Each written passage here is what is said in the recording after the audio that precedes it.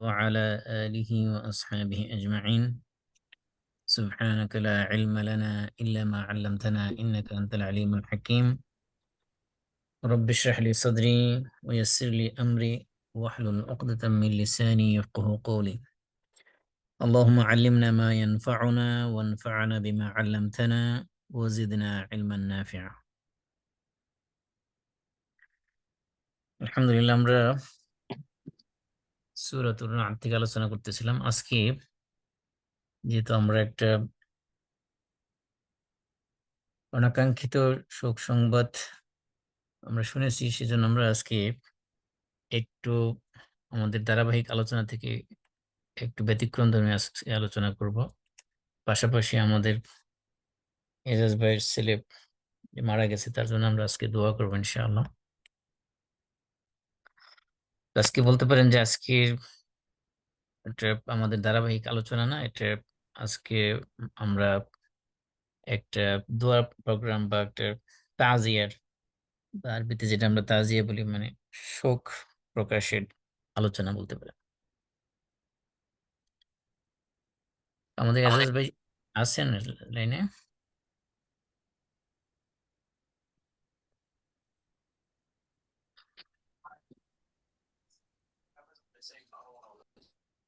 এজাজ ভাই কি শুনতে পাচ্ছেন? জি, আসসালামু আলাইকুম। আহ, মাসুম ভাই, শুনতে পাচ্ছি। আমি আসলে একটু জাস্ট ওই মানে আনমিউট করার ইয়েটা একটু গুলাই ফেলছিলাম। জি, ওকে, আলহামদুলিল্লাহ, শুনছেন? আমি আছি, শুনতে পাচ্ছি। জাযাকাল্লাহ।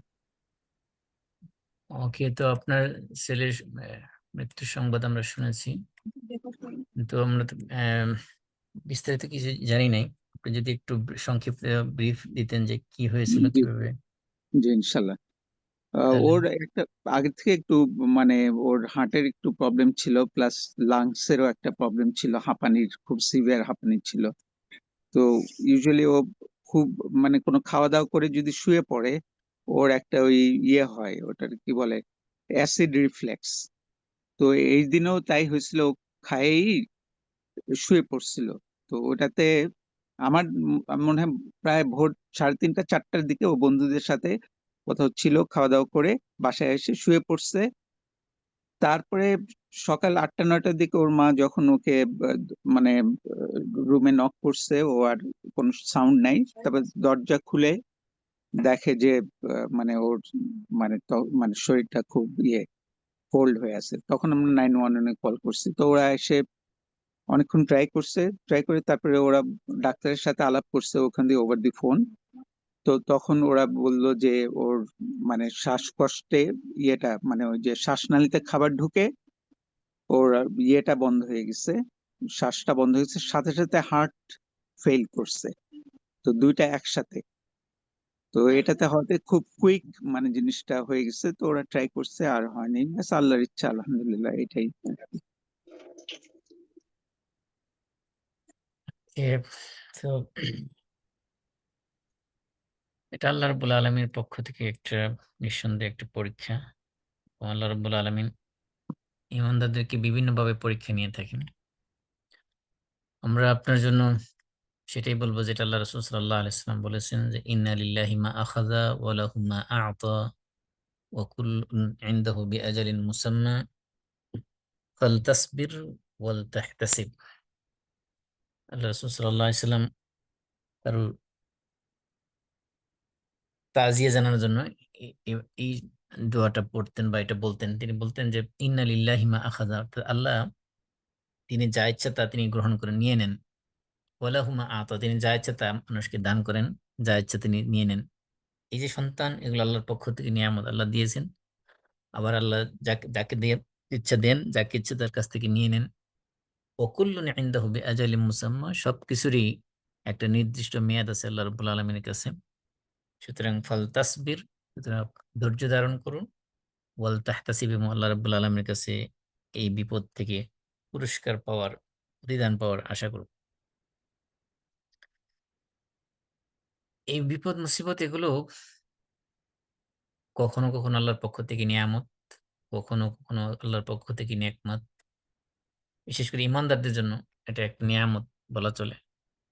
যদিও এই নিয়ামত কারো মানে কাঙ্ক্ষিত না।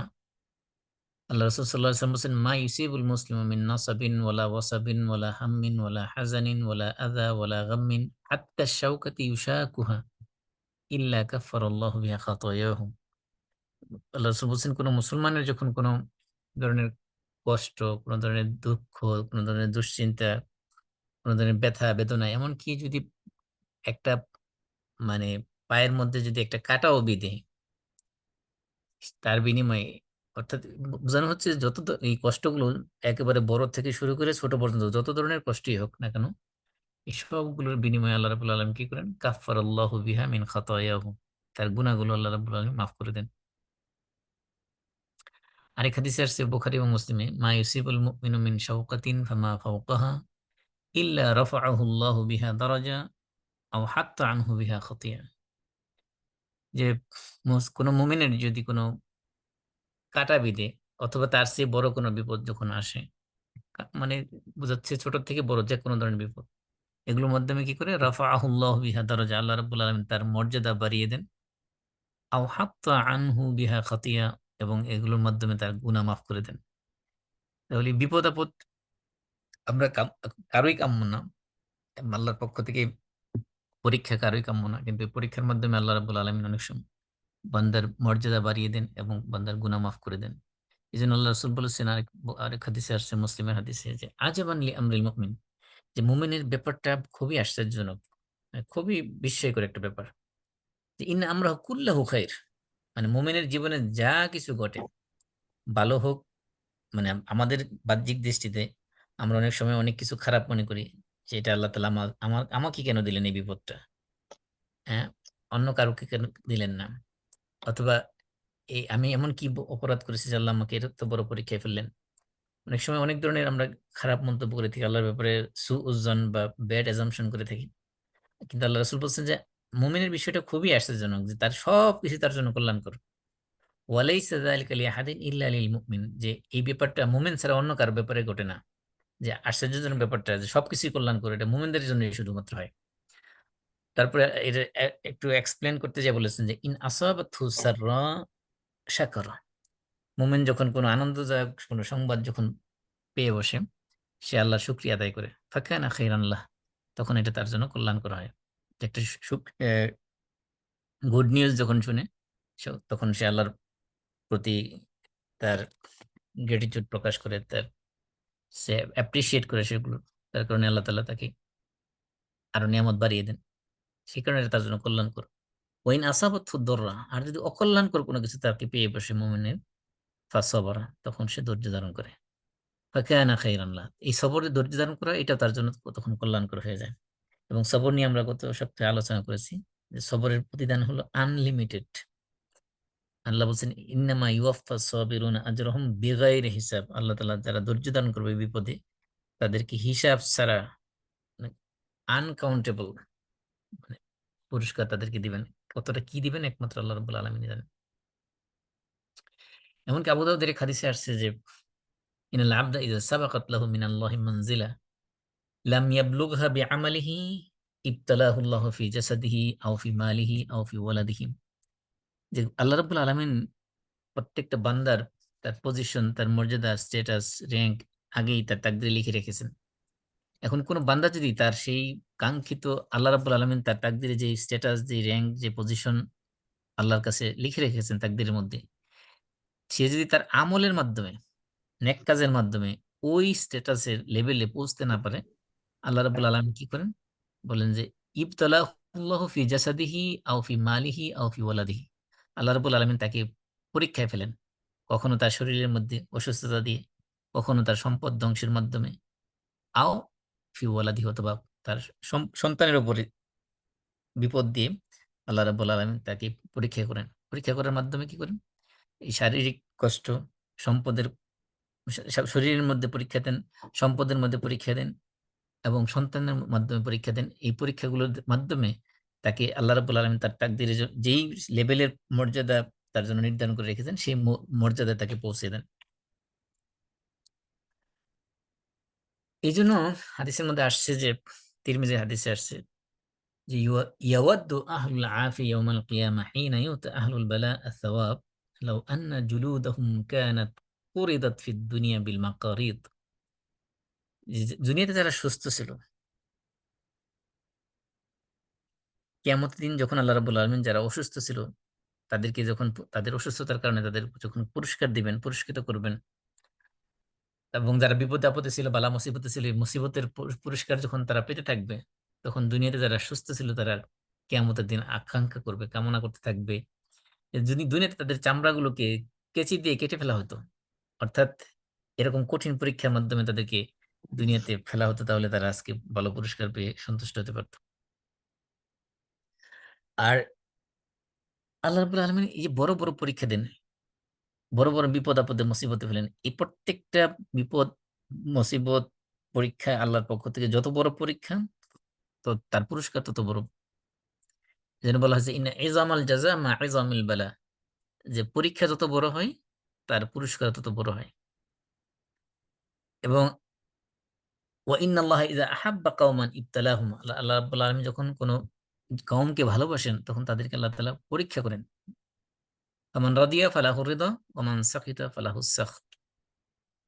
তিরমিজি, এটাও তিরমিজির হাদিস যে আল্লাহ রাব্বুল আলামিন যখন কোন বিপদ আপদ দিয়ে পরীক্ষা করেন, এই পরীক্ষা করার পরে যদি সে আল্লাহর প্রতি সন্তুষ্ট থাকে তাহলে তো সে সন্তুষ্টি পেয়ে গেল, আল্লাহর সন্তুষ্টি পেয়ে গেল। আর যদি আল্লাহর প্রতি সে অসন্তুষ্ট হয় তাহলে আল্লাহও তার প্রতি অসন্তুষ্ট হন। অর্থাৎ বিপদ-আপদ দেওয়ার পরে বান্দা যদি সেই বিপদ-আপদ পাওয়ার পরে আল্লাহর প্রতি সন্তুষ্ট থাকে, আল্লাহ তার জন্য তাকদীরে যা নির্ধারণ করে রেখেছেন সেটার প্রতি সন্তুষ্ট থাকে, তার সন্তুষ্টি যদি আল্লাহর কাছে প্রকাশ করে তাহলে আল্লাহ রাব্বুল আলামিন তার প্রতি খুশি হয়ে যান, তার প্রতি সন্তুষ্ট হয়ে যান। আর যদি সে আল্লাহর বিপদ পাওয়া দেওয়ার পরে আল্লাহর প্রতি অসন্তুষ্ট হয়ে যায়, তখন আল্লাহ রাব্বুল আলামিন স্বয়ং তার প্রতি অসন্তুষ্ট হয়ে যান। এজন্য আল্লাহ রাব্বুল আলামিন সূরা বাকারার মধ্যে বলছেন ওয়ালানাবলুওয়ান্নাকুম বিশাইইম মিনাল খাউফি ওয়াল জু'i ওয়া নাকসিম মিনাল আমওয়ালি ওয়াল আনফুসি ওয়াস সামারাত। ৫ টা জিনিস আল্লাহ তাআলা উল্লেখ করেছেন যেগুলো দিয়ে আমি অবশ্যই, অবশ্যই তোমাদেরকে পরীক্ষা করব। ওয়ালানাবলুওয়ান্নাকুম, এখানে দেখেন লাম দিয়ে তাকিদ দেওয়া হয়েছে, নুন তাকিদ সাকিলা দিয়ে এমফেসিস দেওয়া হয়েছে। অবশ্যই, অবশ্যই আমি তোমাদেরকে পরীক্ষা করব। কিসের মাধ্যমে? বিশাইইম মিনাল খাউফ, ভয় দিয়ে, ওয়াল জু, ক্ষুধা দিয়ে, ওয়া নাকসিম মিনাল আমওয়াল, এবং সম্পদ কমতি দিয়ে, ওয়াল আনফুস, এবং জীবন, নাফস মানে প্রাণ, জীবনের ক্ষতি দিয়ে, অর্থাৎ মানুষ মৃত্যু দিয়ে, ওয়াস সামারাত, এবং ফল ফলাদির লোকসান দিয়ে, ধ্বংস দিয়ে, এগুলোর মাধ্যমে তোমাদেরকে পরীক্ষা করব। এই যে পরীক্ষার উপাদান, মানে কোশ্চেন গুলো বলে দেওয়া হয়েছে, এই পরীক্ষার মাধ্যমে যারা ধৈর্য দান করবে তারপরে বলা হচ্ছে ওয়াবাশশির সাবিরিন, এবং যারা ধৈর্যশীল তাদেরকে সুসংবাদ দিন।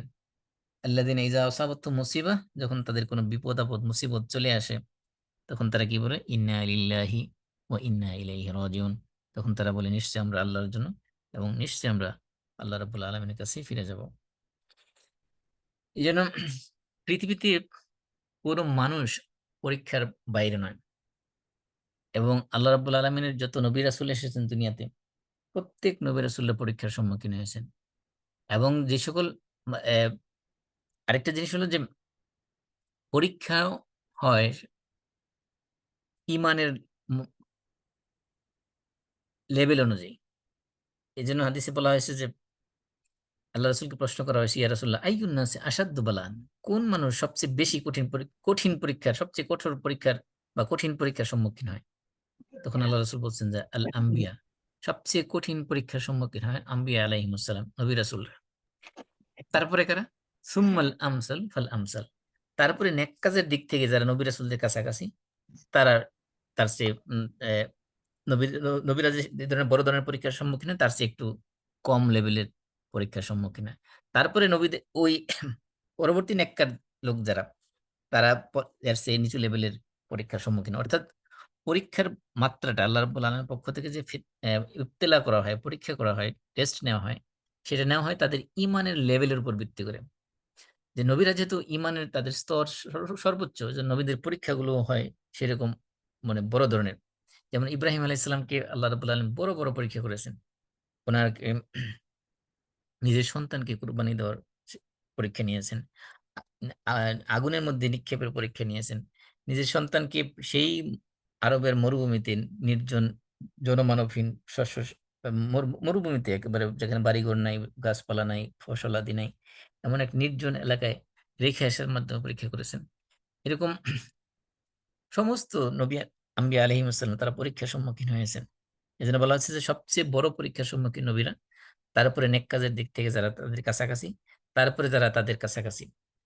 এই জন্য হাদিসে বলা হয়েছে ফায়ুবতালার রাজুলু আলা হাসাবি দীনিহি, মানুষ তার দিনদারিত্বের উপর ভিত্তি করে মানুষকে পরীক্ষা করা হয়। বা ইন কানা দীনহু সুলবান ইশতাদ্দা বালাউহু, যদি কারো দিনদারিত্ব কঠিন দিনদারিত্ব, ইমানের মজবুতি, দিনের মজবুতি যদি শক্ত হয়, তখন তার পরীক্ষাটা কঠিন হয়। ওয়া ইন কানা ফি দীনিহি রিক্কাতুন উবতুলিয়া আলা হাসাবি দীনিহি, আর যদি তার ইমানের পরিমাণ ছোট হয়, তার দিনদারিত্বের পরিমাণ যদি কমতি হয়, তাহলে তার পরীক্ষাটাও ছোট হয়। এবং ওই হাদিসে বলা হয়েছে ফামা ইয়াবরাহুল বালাউ বিল আবদি হাত্তা ইয়াতরুকাহু ইয়ামশি আলাল আরদি মা আলাইহি খাতিয়া। এরকম ভাবে মানুষ, যার ইমানের মজবুতি বেশি, যার বেশি মজবুত, শক্ত ইমান, স্ট্রং ইমান যার, এই স্ট্রং ইমানদারদেরকে আল্লাহ রাব্বুল আলামিন একটার পর একটা পরীক্ষা করতে করতে করতে করতে, এবং এই পরীক্ষার মাধ্যমে আল্লাহ রাব্বুল আলামিন তাদের গুনাহ মাফ করতে থাকেন, করতে করতে এমন একটা পর্যায়ে পৌঁছে যায় যে তারা পৃথিবীতে বিচরণ করতে থাকে, মাটির জমিনের মধ্যে, তাদের সাথে কোনো গুনাহই নেই, অর্থাৎ একবার নিষ্পাপ হয়ে তারা বিচরণ করতে থাকে। যিনি আল্লাহ রাসূল বলেছেন যে ইন্না কাযালিক, যে আমরা নবীরা আমাদেরকে আল্লাহ রাব্বুল আলামিন পরীক্ষা করেন, ইয়াশতাদ্দু আলাইনাল বালা, এবং আমাদের পরীক্ষাটা হয় কঠিন পরীক্ষা, ওয়া ইউদাফা লানাল আজর, এই যে যদি আমাদের পরীক্ষাটা কঠিন হয়, এজন্য আমাদের আজর অর্থাৎ বিনিময়টা হয় মাল্টিপ্লাই করে দেওয়া হয়, আমাদের বিনিময়টা বহুগুণে বাড়িয়ে দেওয়া হয়। যেহেতু আমাদের পরীক্ষাটা হয় কঠিন কঠিন লেভেলের, এই পরীক্ষার পুরস্কারটা দেওয়া হয় অনেক বড় মাপের। আল্লাহ রাসূল সাল্লাল্লাহু আলাইহি সাল্লাম তার জীবনে, আমরা কোন সূরা, সূরা দোহা এবং সূরা ইনশিরাহ, আলাম নাশরাহ, এই দুই সূরা যখন আলোচনা করেছিলাম, তখন আমরা বিস্তারিত বলেছিলাম যে আল্লাহ রাসূল সাল্লাল্লাহু আলাইহি সাল্লামের জীবনে কত ধরনের পরীক্ষার সম্মুখীন হয়েছেন। পৃথিবীতে আসার আগেই, জন্মের আগেই ওনার পিতা ইন্তেকাল করেছেন। আবার জন্মের পরে ওনার মাকে হারিয়েছেন। ছয় আবার ৮ বছর বয়সে দাদাকে হারিয়েছেন। তারপরে ওনার যতগুলো সন্তান ছিল, ছেলে সন্তানগুলো সবগুলো ওনার জীবদ্দশায় ইন্তেকাল করেছে। শুধুমাত্র কন্যাদের মধ্যে ওনার ইন্তেকালের আগে শুধুমাত্র আহ কন্যারা শুধু জীবিত ছিল, ছেলেগুলো সবাই ওনার জীবদ্দশায় ইন্তেকাল করেছে। এবং আনাস রাদিয়াল্লাহু আনহু থেকে বর্ণিত হাদিসের মধ্যে আসছে যে আল্লাহ রসুলের ছেলে ইব্রাহিম, সে ছিল মারিয়া আল কিবতিয়ার গর্ভে সন্তান। তো ইব্রাহিম যখন মারা গেল, মারা যাওয়ার পরে সেই সময় ইব্রাহিম মাত্র ১ বছরের শিশু। ইব্রাহিম সম্ভবত জন্মগ্রহণ করেছিল ৮ম হিজরিতে, মারা গেছে ৯ম হিজরিতে। তো উনি ছিলেন, আর আরব দেশের ট্র্যাডিশন অনুযায়ী তাদের মধ্যে সন্তান জন্মগ্রহণ করলে তাদের জন্য দাইমা বা দুধমা নির্ধারণ করা হতো। তো ইব্রাহিম তিনি ছিলেন, আল্লাহ রসুলের ছেলে ইব্রাহিম, তিনি ছিলেন দাইমার আন্ডারে। ওনার দাইমার নাম ছিল খাওলা বিনতে মুনজির। এই খাওলা বিনতে মুনজিরের স্বামীর নাম ছিল আবু সাইফ অথবা আল বারা ইবনে আউস। তো আল্লাহ রসুল সাল্লাল্লাহু আলাইহি সাল্লাম ওদের ঘরে প্রবেশ করলেন, তখন দেখলেন যে ইব্রাহিম মৃত্যু মুখে পতিত।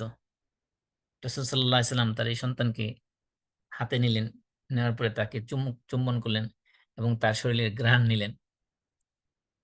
সাহাবা একরাম আল্লাহ রসুলের সাথে সেখানে ঘরে প্রবেশ করলেন, তখন দেখলেন যে ইব্রাহিম ইয়াজুদু বিনাফসি, মানে ইব্রাহিম মৃত্যুকুলে ঢলে পড়েছে। ফাজাআলাত আইনা রাসূলিল্লাহি সাল্লাল্লাহু আলাইহি ওয়াসাল্লাম তাজরিফান, আল্লাহ রাসূল সাল্লাল্লাহু আলাইহি ওয়াসাল্লাম যখন দেখলেন তার চোখের সামনে তার সন্তান মারা গেছে, তখন রাসূল সাল্লাল্লাহু আলাইহি ওয়াসাল্লাম দুই চোখ দিয়ে পানি পড়তেছিল। ফাকালা লাহু আব্দুর রহমান ইবনে আউফ রাদিয়াল্লাহু আনহু, আব্দুর রহমান ইবনে আউফ রাদিয়াল্লাহু আনহু তিনি আল্লাহ রাসূলকে বললেন, ওয়া আনতা ইয়া রাসূলাল্লাহ, হে আল্লাহ রাসূল, আপনিও কান্না করতেছেন? আল্লাহ রাসূল কি আব্দুর রহমান ইবনে আউফ যখন দেখলেন আল্লাহ রাসূল ২ চোখ বেয়ে পানি পড়তেছে, নিজের মৃত সন্তানকে কোলে নেওয়ার পরে চুম্বন খেলেন এবং ঘ্রাণ নিলেন। তারপরে চোখ দিয়ে পানি অজরে পানি ঝরতেছে।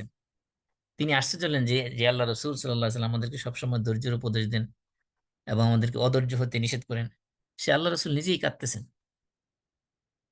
তখন আল্লাহ রাসূল সাল্লাল্লাহু আলাইহি ওয়াসাল্লাম আব্দুর রহমান ইবনে আউফকে বললেন, ইয়া ইবনা আউফ, অর্থাৎ হে আউফের ছেলে, ইন্নাহা রাহমাহ। আমি যে কান্না করতেছি এটা এই কারণে নয় যে আমি আল্লাহর প্রতি অসন্তুষ্ট অথবা অন্য কোনো কারণে নয়। বরং এটা হলো আমার আল্লাহ রাব্বুল আলামিন আমার অন্তরের মধ্যে যে রহমত দিয়েছেন, যে মার্সি দিয়েছেন, সেই রহমতের বহিঃপ্রকাশ। এবং আল্লাহ রাসূল সাল্লাল্লাহু আলাইহি ওয়াসাল্লাম আবারও কাঁদলেন। তখন তিনি বললেন, ইনাল আইনা তাদমা ওয়াল কলবা ইয়াহজান ওয়া লা নাকুলু ইল্লা মা ইউরদি রাব্বানা ওয়া ইন্না বিফিরাকিকা ইয়া ইব্রাহিম লামাহজুনুন। তখন আল্লাহ রাসূল সাল্লাল্লাহু আলাইহি ওয়াসাল্লাম এই সেন্টেন্সটা বললেন, ইনাল আইনা তাদমা, যে নিশ্চয়ই চক্ষু অশ্রু ঝরায়, ওয়াল কলবা ইয়াহজান, এবং মানুষের অন্তর চিন্তাগ্রস্ত হয়। ওয়ালা নাকুলু ইল্লা মা ইউরদি রাব্বানা, যে আমি সুতরাং এই মুহূর্তে আমি এমন কিছু বলব না যেগুলোর মাধ্যমে আ মা আল্লাহ, যেই এমন এই মুহূর্তে এমন কথাই শুধুমাত্র বলব, যেই কথার মাধ্যমে আল্লাহ রাব্বুল আলামিনকে সন্তুষ্ট করা যায়। অর্থাৎ এমন কথা বলব না যেগুলোর মাধ্যমে আল্লাহ রাব্বুল আলামিন আমার প্রতি অসন্তুষ্ট হতে পারেন। এমন কোন কথা আমি আমার মুখ থেকে এখন বলব না। তখন তিনি বললেন, ওয়া ইন্না বিফিরাকিকা ইয়া ইব্রাহিম লামাহজুনুন। হে ইব্রাহিম, আমরা তোমাকে হারিয়ে আমরা আজকে চিন্তাগ্রস্ত, আমরা আজকে শোকাগ্রস্ত, আমরা উম বেদনাবিধুর। এই যে আল্লাহ রাসূল সাল্লাল্লাহু আলাইহি ওয়াসাল্লামের জীবনেও আল্লাহ রাব্বুল আলামিন পরীক্ষা নিয়েছেন এবং উনার ছেলে সন্তানগুলো সবই উনার জীবদ্দশায় ইন্তেকাল করেছেন এবং নিজ হাতে উনি তাদেরকে কবরস্থ করেছেন। আল্লাহ রাসূল সাল্লাল্লাহু আলাইহি ওয়াসাল্লাম বলেছেন, মান ইউরিদিল্লাহু বিহি খাইরান ইউসিব মিনহু। আল্লাহ রাব্বুল আলামিন যে বান্দার কল্যাণ চান তাকেই বিপদ-আপদ দিয়ে পরীক্ষা করেন। এমনকি আরেক হাদিসে আসছে, ইজা আরাদাল্লাহু বিআবদিহিল খাইর, আল্লাহ যদি কোন বান্দার কল্যাণ চান, আজ্জালা লাহুল উকুবাতা ফিদ দুনিয়া, অনেক সময় আল্লাহ রাব্বুল আলামিন দুনিয়াতেই তাকে শাস্তি দিয়েন। আর যদি কোন বান্দার অকল্যাণ চান, তখন তার এই পাপের জন্য কোন শাস্তি দেন না, বরং কিয়ামতের দিন তার পরিপূর্ণ করার হিসাব নিয়ে নেন। এজন্য এই বিপদ-আপদ এগুলো আল্লাহ রাব্বুল আলামিনের পক্ষ থেকে পরীক্ষা। এগুলোর মাধ্যমে যেরকম ১ নম্বর হলো আল্লাহর উবুদিয়ত প্রকাশ পায়। যে বা উম মানুষ আল্লাহ রাব্বুল আলামিন সূরা হাজ্জের ১১ নম্বর আয়াতে বলছে, "ওয়া মিনান নাসি মান ইয়া'বুদুল্লাহ আলা হারফ।" কিছু মানুষ আছে যে তারা দোদুল্যমান অবস্থায় ইবাদত করতে থাকে। মানে কি? ইন আসাবাহু খাইরুন ইতমাআন্না বিহি। যদি ভালো কিছু পায় আল্লাহর কাছ থেকে, তখন তারা ঠিক আছে। তাদের মন শান্ত আছে, প্রশান্ত আছে। ওয়া ইন আসাবাতহু ফিতনাতুন ইনকালাবা আলা ওয়াজহি। আর যদি আল্লাহর পক্ষ থেকে কোন পরীক্ষা আসে, তখন তারা এই দিন থেকে ফিরে চলে যায়। যেমন মনে করেন একটা মানুষ সবসময় নামাজ রোজা করতেছে, হঠাৎ করে দেখবেন যে তার জীবনে একটা বড় বিপদ চলে আসছে, মুসিবত চলে আসছে, সে নামাজ রোজা ছেড়ে দিল। অনেককে দেখা যাচ্ছে যে এই নেশাগ্রস্ত হয়ে গেছে, অনেকে সিগারেট খাওয়া শুরু করছে, অনেকে এরকম অনেক সময় হয়ে যায়। যেন সে আসলে বান্দা আল্লাহর প্রতি কতটা মানে আ আ আ উবুদিয়ত, মানে আল্লাহর যে দাসত্বটা কতটা মেনে নিয়েছে, সেটা অনেক সময় আল্লাহ রাব্বুল আলামিন এই সকল ইবতিলা দিয়ে, পরীক্ষা দিয়ে যাচাই করে থাকেন। এরপরে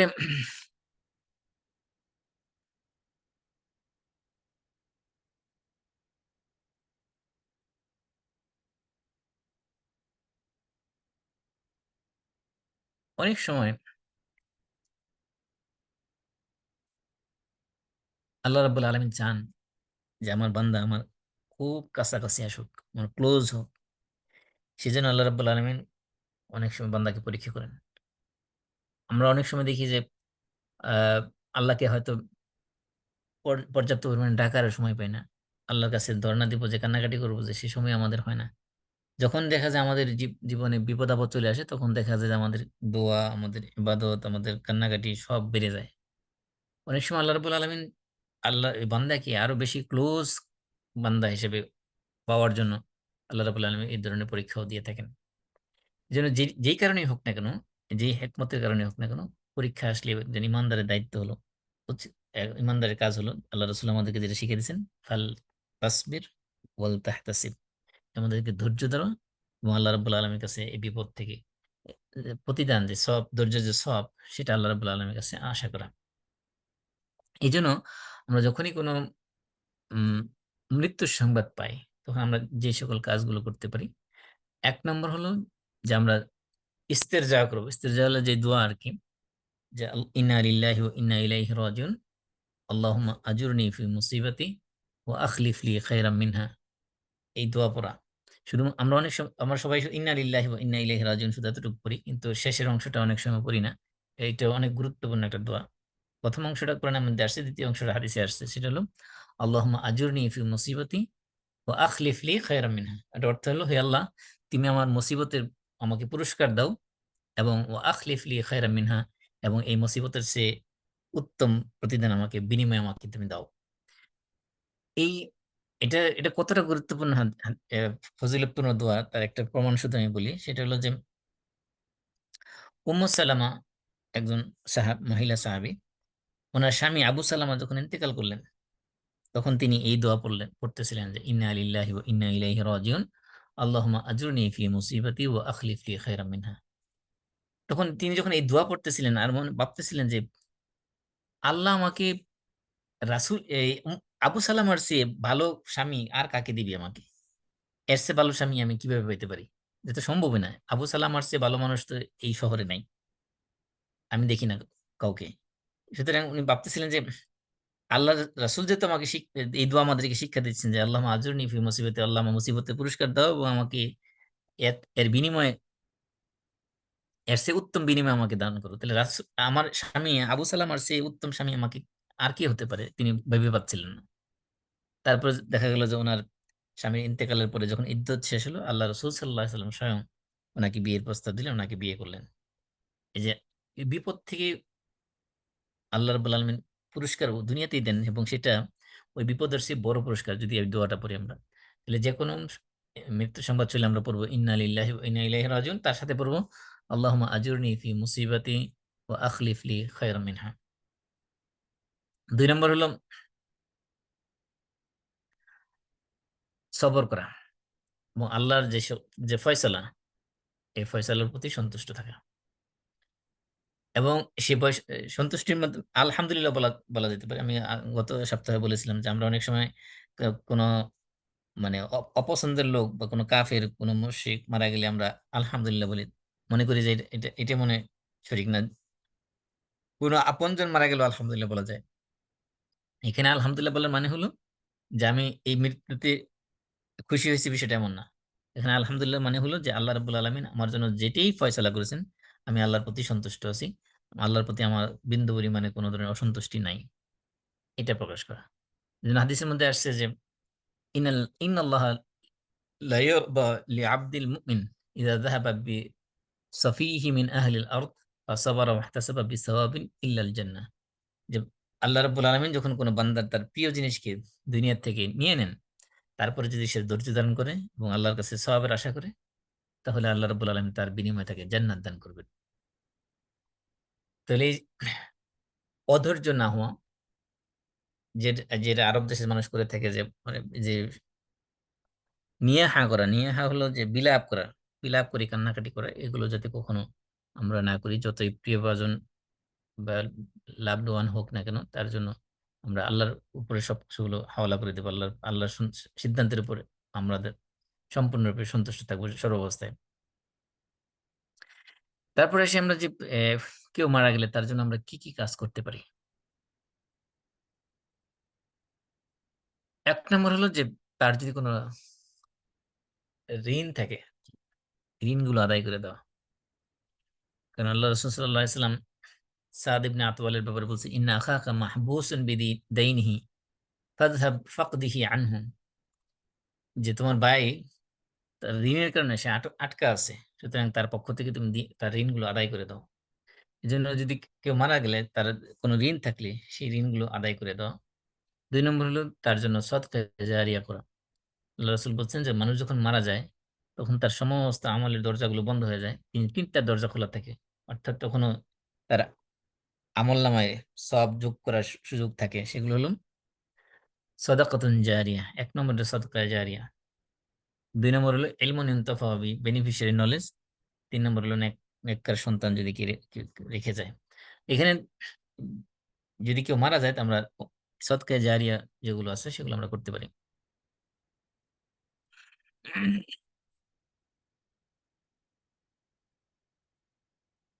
এবং যদি তার কোনো সম্পদ থাকে সেখান থেকে আমরা সদকা করতে পারি।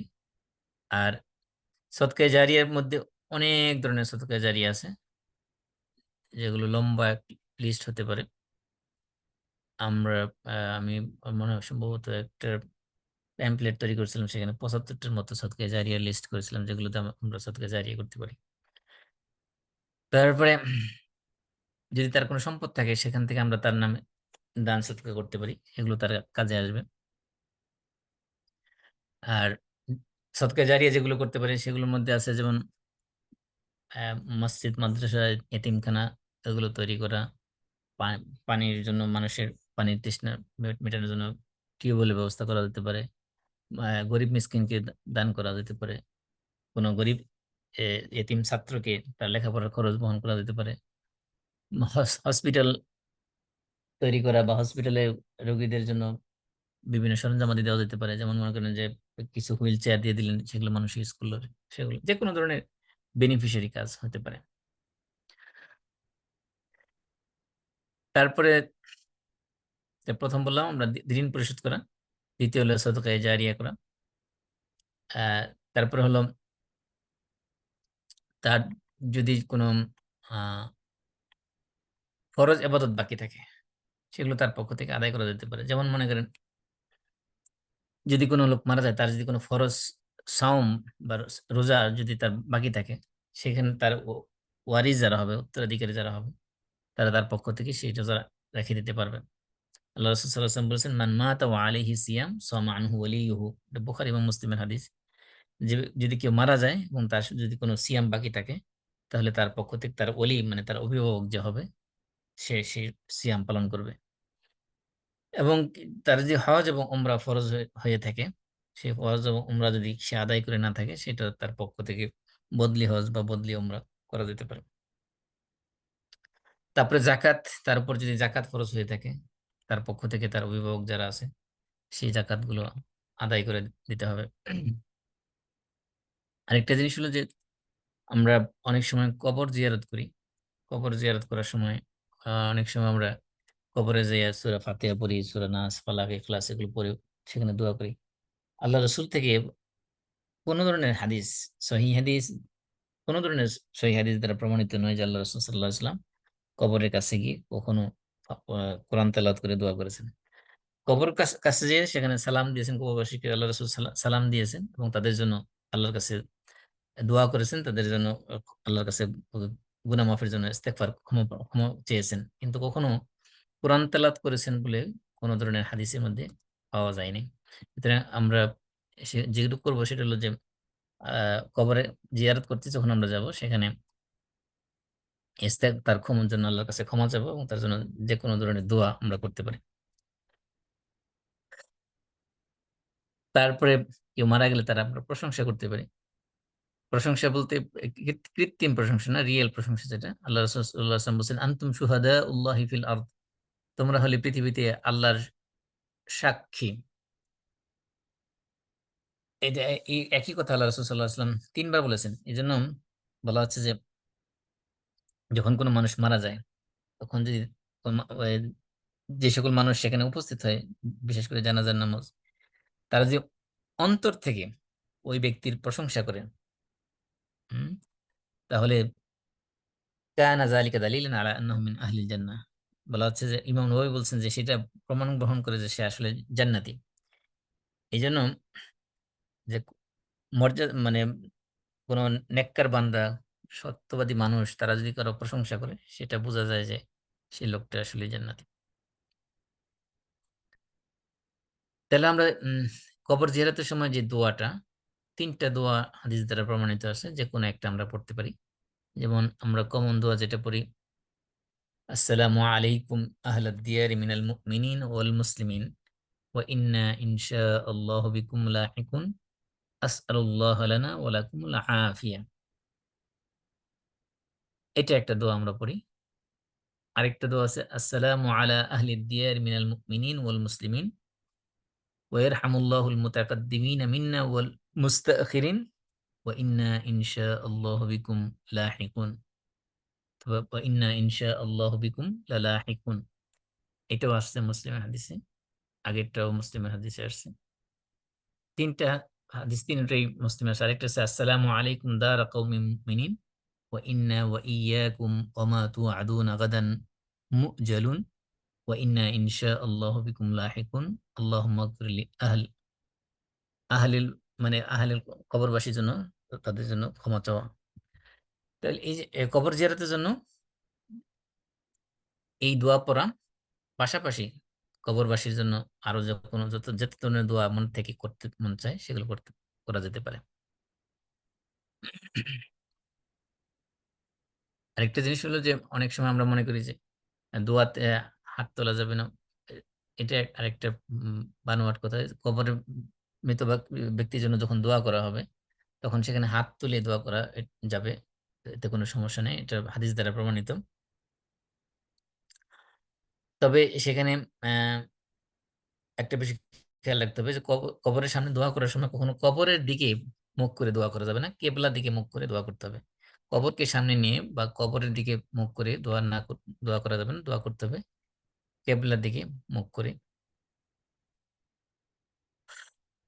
আল্লাহ রাসূল সাল্লাল্লাহু আলাইহি সাল্লাম অনেকগুলো দোয়া আমাদেরকে শিখিয়ে দিয়েছেন, যেগুলো আমরা মৃত ব্যক্তির জন্য করতে পারি। যেমন একটা দোয়া আসছে, আল্লাহুম্মা ইন্না ফুলান ইবনে ফুলান। এখানে ছেলের নাম এবং তার পিতার নাম ২ টা উল্লেখ করতে হবে যে অমুকের ছেলে অমুক। আল্লাহুম্মা ইন্না ফুলান ইবনে ফুলান না বলে ছেলের নাম এবং পিতার নাম ২ টা বলতে হবে। ফি যিম্মাতিকা ওয়া হাবলি জিওয়ারিকা ফাকিহি মিন ফিতনাতিল কবর ওয়া আযাবিন নার আনতা আহলুল ওয়াফা ওয়াল হক। আল্লাহুম্মা ইগফির লাহু ওয়ারহামহু ইন্নাকা আনতাল গফুরুর রহিম। এটা একটা দোয়া। আমরা যখন কবরের কাছে যাব এই দোয়াটা পড়তে পারেন এবং অ্যা মৃত ব্যক্তিকে তার দাফন করার পরেও এই দোয়া পড়তে পারেন এবং যেকোনো সময় কবর জিয়ারত করতে যাওয়ার সময় এই দোয়া পড়তে পারেন। এটা খুব চমৎকার একটা দোয়া। আল্লাহ রাসূল শিখাই দিয়েছিলেন, হে আল্লাহ, অমুকের ছেলে অমুক আপনার জিম্মায় চলে গেছে। আপনার প্রতিবেশিত্ব সে গ্রহণ করেছে। সুতরাং আপনি তাকে কবর আযাব থেকে রক্ষা করুন। তাকে জাহান্নামের আযাব থেকে রক্ষা করুন। কবরের ফিতনা থেকে রক্ষা করুন, জাহান্নামের আযাব থেকে রক্ষা করুন। আর আপনি হলেন তো আহলুল ওয়াফা ওয়াল হক। আপনি যা আ প্রতিশ্রুতি দেন সেগুলো আপনি বাস্তবায়ন করে থাকেন। আল্লাহুম্মা ইগফির লাহু, আল্লাহ আপনি তাকে ক্ষমা করুন। ওয়ারহামহু, তার প্রতি রহম করুন। ইন্নাকা আনতাল গফুরুর রহিম, নিঃসন্দেহে আপনি অত্যন্ত ক্ষমাশীল এবং দয়ালু। আরেকটা চমৎকার দোয়া আল্লাহ রাসূল আমাদেরকে শিখিয়ে দিয়েছেন। এটা আসছে আউফ ইবনে মালিক রাদিয়াল্লাহু আনহু থেকে। যেটা আমরা সাধারণত জানাজার নামাজে অনেক সময় পড়ে থাকি। আল্লাহুম্মা ইগফির লাহু ওয়ারহামহু ওয়া আফিহি ওয়া'ফু আনহু ওয়া আকরিম নুজুলাহু ওয়া ওয়াসি' মুদখালাহু واغسله بالماء والثلج والبرد ونقه من الخطايا كما نقيت الثوب الأبيض من الدنس وأبدله دارا خيرا من داره وأهلا خيرا من أهله وزوجا خيرا من زوجه وأدخله الجنة وأعذه من عذاب القبر ومن عذاب من عذاب النار। এটাও একটা চমৎকার দোয়া। এখানে এই এই এই দোয়াটা আমরা সাধারণত জানাজার নামাজে পড়ে থাকি। এখানে আল্লাহর কাছে ক্ষমা চাওয়া হচ্ছে এবং তার সম্মানজনক বাসস্থানের ব্যবস্থা করে বলা হচ্ছে। ওয়াসি মুদখালাহু, এবং তার কবরকে প্রশস্ত করে দেওয়ার জন্য দোয়া করা হচ্ছে এবং তার গুনাহগুলোকে পানি দিয়ে, শিশির দিয়ে, বরফ দিয়ে ধুয়ে পরিষ্কার করে দেওয়ার জন্য দোয়া করা হচ্ছে এবং সাদা কাপড়কে যেরকম ময়লা থেকে পরিষ্কার করা হয় সেভাবে তেমনিভাবে তার গুনাহ থেকে তাকে পবিত্র করার জন্য দোয়া করা হচ্ছে এবং সে যে বাসস্থান, যে বাড়ি ছেড়ে চলে গেছে তার চেয়ে উত্তম বাড়ি দেওয়ার জন্য, যেই ফ্যামিলি ছেড়ে সে চলে গেছে তার চেয়ে উত্তম ফ্যামিলি তাকে দেওয়ার জন্য দোয়া করা হচ্ছে এবং ওয়া আদখিলহুল জান্নাহ, এবং তাকে জান্নাতে প্রবেশ করানোর জন্য ওয়া আইযহু মিন আযাবিল কবর ওয়া মিন আযাবিন নার, এবং তাকে কবরের আযাব এবং জাহান্নামের আযাব থেকে মুক্তি দেওয়ার জন্য দোয়া করা হচ্ছে। তারপরে আমরা যে কমন দোয়া যেটা জানাজার নামাজে বাংলাদেশে আমরা পড়ি, আল্লাহুম্মা ইগফির লি হাইয়িনা, ও আল্লাহ আমাদের যারা জীবিত আছে তাদেরকে তুমি মাফ করে দাও। ও মাইয়িতিনা, এবং যারা মৃত আছে তাদেরকে তুমি মাফ করে দাও। ও শাহিদিনা, এবং যেই জানাজার নামাজ যারা উপস্থিত আছে তাদেরকে তুমি মাফ করে দাও।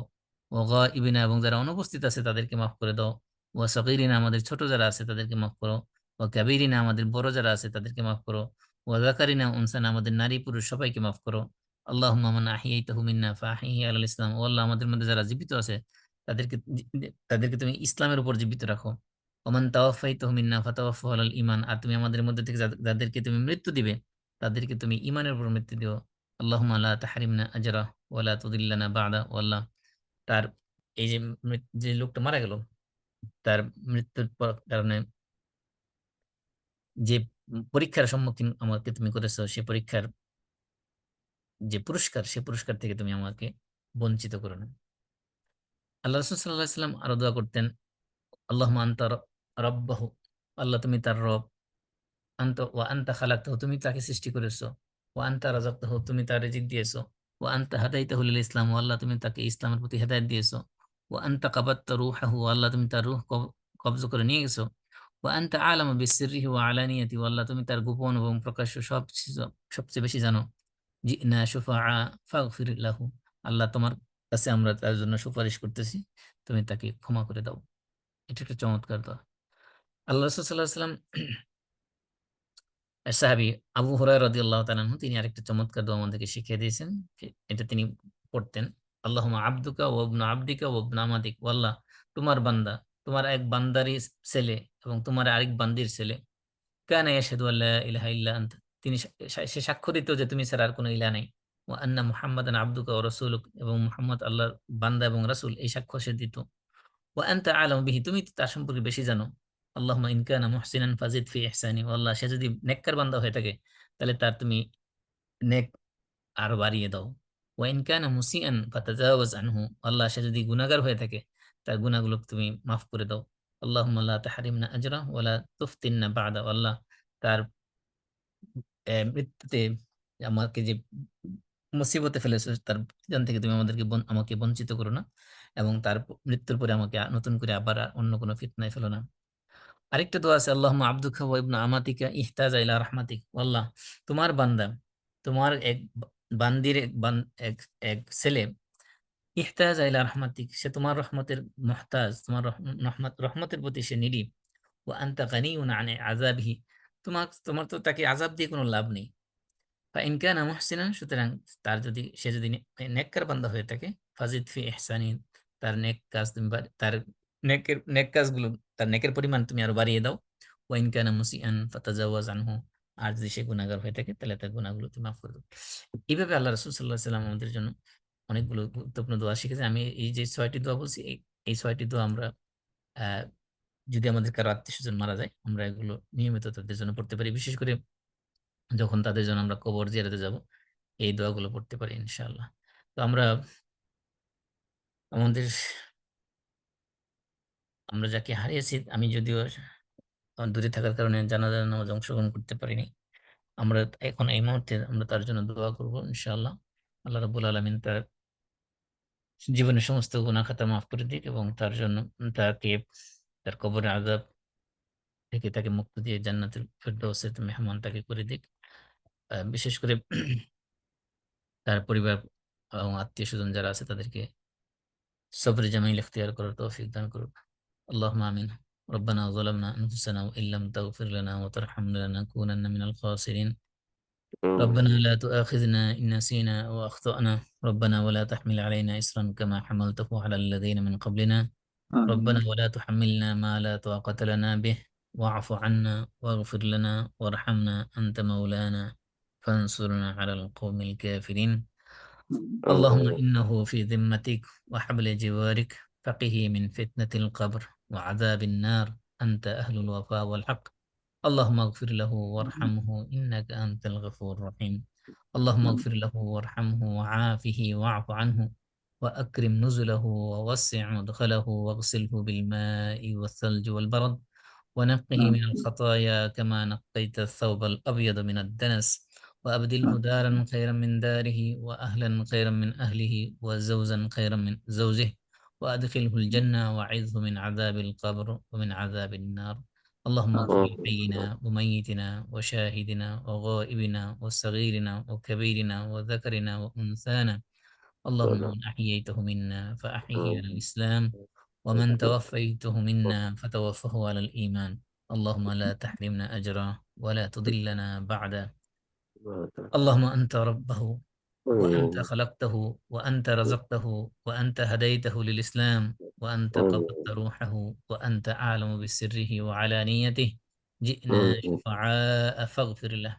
اللهم عبدك وابن عبدك وابن أمتك كان يشهد أن لا إله إلا أنت، وأن محمدا عبدك ورسولك، وأنت أعلم به.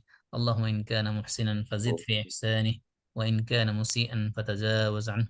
اللهم لا تحرمنا أجره ولا تفتنا بعده. اللهم عبدك وابن أمتك احتاج إلى رحمتك، وأنت غني عن عذابك. فإن كان محسنا فزد في إحسانه، وإن كان مسيئا فتجاوز عنه. ربنا لا تؤاخذنا إن نسينا أو أخطأنا. ربنا ولا تحمل علينا إصرا كما حملته على الذين من قبلنا. ربنا ولا تحملنا ما لا طاقة لنا به.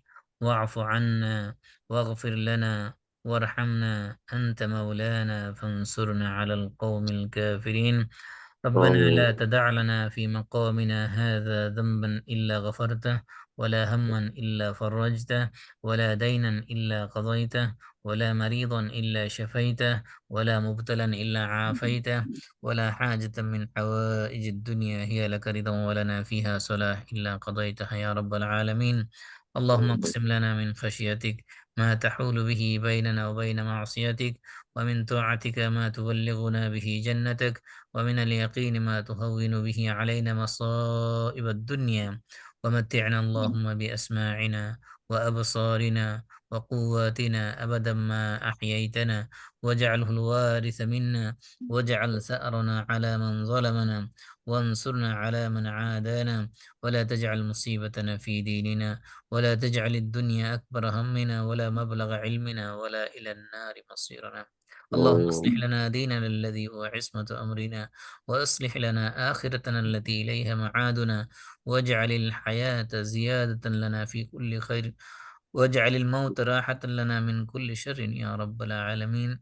اللهم أحسن عاقبتنا في الأمور كلها، وأجرنا من خزي الدنيا وعذاب الآخرة. اللهم أعتق رقابنا ورقاب آبائنا وأمهاتنا وإخواننا وأزواجنا وأولادنا من النار يا ذا الجود والكرم والفضل والمن والعطاء والإحسان. ربنا هب لنا من أزواجنا وذرياتنا قرة أعين، واجعلنا للمتقين إماما. وصل اللهم وسلم وبارك على سيدنا محمد وعلى آله وأصحابه أجمعين، وجعل آخر كلمة عند الموت شهادة أن لا إله إلا الله محمد رسول الله. السلام عليكم ورحمة الله. والسلام. وعليكم السلام ورحمة الله. وعليكم السلام ورحمة الله.